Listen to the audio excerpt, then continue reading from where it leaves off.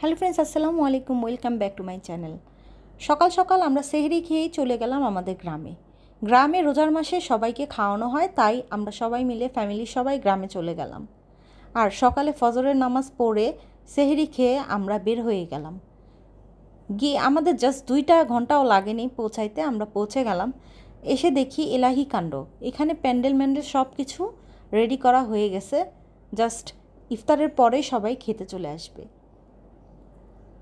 আগের থেকে যারা ছিল সবাই রেডিমেডি করে রাখছে, আমরা জাস্ট গেলাম। আমাদের গরুটা কাটা হয়েছিল আমাদের শহরেই, মানে ঢাকা থেকে গরু টরু সব রেডিমেডি করে দেন আমরা গাড়িতে করে আমরা সব মাংস টাংস নিয়ে গেছি। মাংসটা জাস্ট রান্না করা হবে একটু পরেই। তো এদিকে দেখলাম আম ধরেছে। আম আম ধরা দেখে আমার জিভে জল চলে আসলো, কিন্তু রোজা, আমার কিছু করার নেই, আম তো আর খেতে পারবো না। তো আমটা বড় হোক, তোরে আমি পরেই খাবো না, সমস্যা নেই।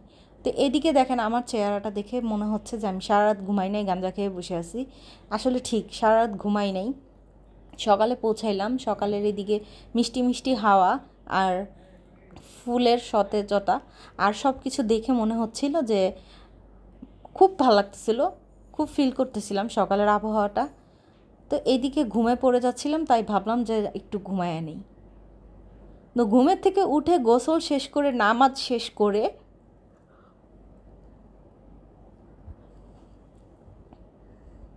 দেখেন কি অবস্থা, সব কিছু রেডি হয়ে গেল।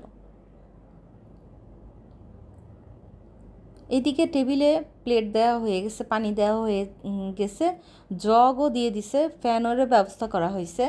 আর গ্রামে যে মনে হচ্ছিল না, কোনো গরমই ফিল করতেছিলাম না, ঠান্ডা ঠান্ডা একটা পরিবেশ, ঠান্ডা লাগতেছিল। তাই আমি আপনাদেরকে দেখাচ্ছিলাম যে সব কিছু অলরেডি রেডি। এদিক থেকে একটু হাঁটাহাঁটি করে ঘোরাঘুরি করে পুকুর পাড়টা দিকে একটু 5 মিনিট বসে থেকে রিল্যাক্স করে দেন আমি ওয়েট করছিলাম যে আমাদের মনে হয় আত্মীয় স্বজন সব চলে আসবে একটু পরে, তাই ওদিকটা আবার চলে গেলাম, রান্না বাড়ার ওই সাইডটা। এই যে বাবুর্চিগুলো দেখতেছেন, এরা হচ্ছে সব ঢাকা থেকে আসছে। কারণ আমরা খোকন বাবুর্চি হাতের রান্না ছাড়া কোনো বাবুর্চির রান্না আমাদের পছন্দ হয় না। আর খোকন আঙ্কেল হচ্ছে আমাদের অনেক অনেক অনেক অনেক আগের আমাদের ফেভারেট আঙ্কেল। উনি উনি উনি অনেক ভালো রান্না করে। আর ওনাকে যদি আপনাদের প্রয়োজন হয় তাহলে আমাকে অবশ্যই টেক্সট করবেন, আমি ওনার নাম্বারটা আপনাদের দিয়ে দিব। ওনার হাতের গরুর মাংস ফিরনি আর স্পেশালি বুরহানি, ওনার হাতে বুরহানি যারা খাবেন তারা অন্য কোনো জায়গার বুরহানি আপনাদের পছন্দ হবে না। তো এইদিকে যে মাংস সব রেডি করা হচ্ছিল, আরও কিছু মাংস আব্বু এক্সট্রা কিনে নিয়ে আসছিল, বিকজ আব্বু ভাবছে হয়তো বা শর্ট পড়ে যাবে এই জন্য। তো এইদিকে কিছু মাংস অলরেডি রান্না করা হয়েছে, আর ওগুলো বাকিটা পরে রান্না করবে। এই হচ্ছে আমাদের খোকন আঙ্কেল।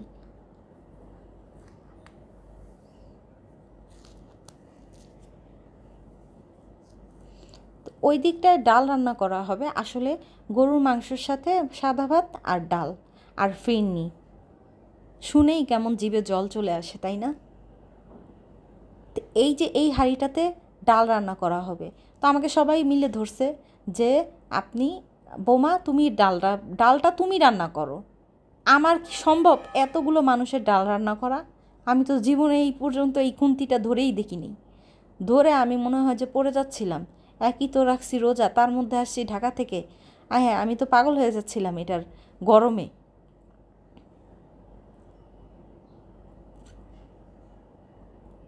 ও যাক, নেড়ে চেড়ে বললাম নেন, এবার আপনি আপনার কাজ করেন, আমার পক্ষে সম্ভব না।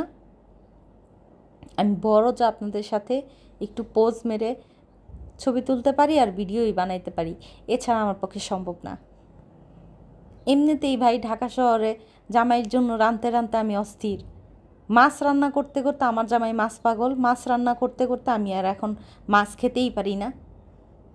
আমি তাই গ্রামে যেয়ে রিল্যাক্সে থাকতে চাই, আমি রান্নাবান্নার মধ্যে এত ঢুকতে চাই না। তো আঙ্কেল আবার বলতেছিল, মা তুমি এই দিকটায় আসো, তোমাকে আমি ফিন্নিটা দেখাই, ফিন্নিটা কীভাবে কেমন রান্না করলাম। দেখেন কি পরিমাণ মজা হতে পারে। যদি রোজা না থাকতাম তাহলে একটু চেখেই দেখতাম ঘিয়ের একটা কি পরিমাণ যে ফ্লেভার আসতেছিল। আর গরুর মাংসটাতে এমনিই মোটামুটি সবার পছন্দ। তো দেন চলে গেলাম ওই পাশটায় আমার ননাসের বাড়িতে। আমাদের বাড়িগুলো হচ্ছে সব পাশাপাশি বাড়ি। তো ননাসের বাড়িতে এসে যে দুলাভাইকে দেখাচ্ছিলাম, দুলাভাই তুমি তাড়াতাড়ি ইফতার রেডি করো, নাহলে তোমার চান্দিটা ফাটাইয়া ফেলবো। দেন এখান থেকে এখানে ইফতার রেডি করা হচ্ছিল, আর কিছু হয়তোবা রাতের জন্য একটু মাছ রান্না করা হচ্ছিল, ফ্রেশ ফ্রেশ মাছ আমরা ডিনার করব সেই জন্য হয়তোবা। আমরা মহিলারা সব আমাদের ঘরে চলে আসলাম, কারণ আমাদের ফল কাটতে হবে, ইফতারের আয়োজন করতে হবে, কারণ মেহমান ছিল বাসায় অনেক। আর ইফতারের সময় খুব বেশি একটা বাকি নাই। আর এই তরমুজটা আমাকে আম্মু দিচ্ছিল, আর আমি এই তরমুজের ভারে একবারে অলরেডি পড়ে যাচ্ছিলাম। তো এই দিকটায় আমি তরমুজ কাটতে বসছি, আর ওই কী রে, ওই কী রে, মধু মধু, রসমালাই রসমালাই, এগুলাই বলতেছিলাম। তাই যে দেখেন, ওই কী রে, ওই কী রে, মধু মধু করতে চাইছিলাম কিন্তু উঠে না।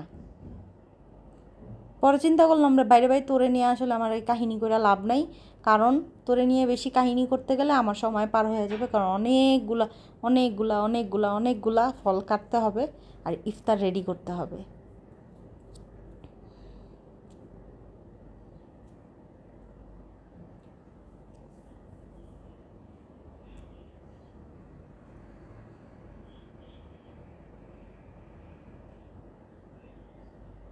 তো ওইদিকে আবার মিলাদ শেষ হয়ে গেল। মিলাদ শেষ হয়ে গেছে, সময় নেয় জাস্ট 5 মিনিট কি 10 মিনিট বাকি আছে আজান দেওয়ার। আমাদের ফল টল সব রেডি হয়ে গেছে, আমরা ইফতারও রেডি করে ফেলেছি।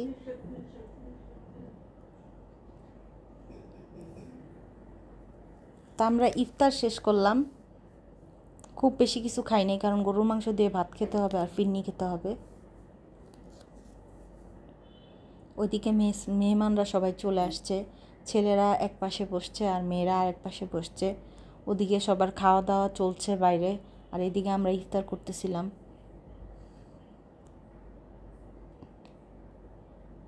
সবাই খুব ব্যস্ত খাওয়া দাওয়া নিয়ে। তো এই যে এরা হচ্ছে খাচ্ছে, মহিলারা এই সাইডে বসে খাচ্ছে আর পুরুষরা ওই সাইডে। তা আমার এই ভিডিওটা ভালো লাগলে লাইক করবেন, শেয়ার করবেন, সাবস্ক্রাইব করবেন। Bye bye.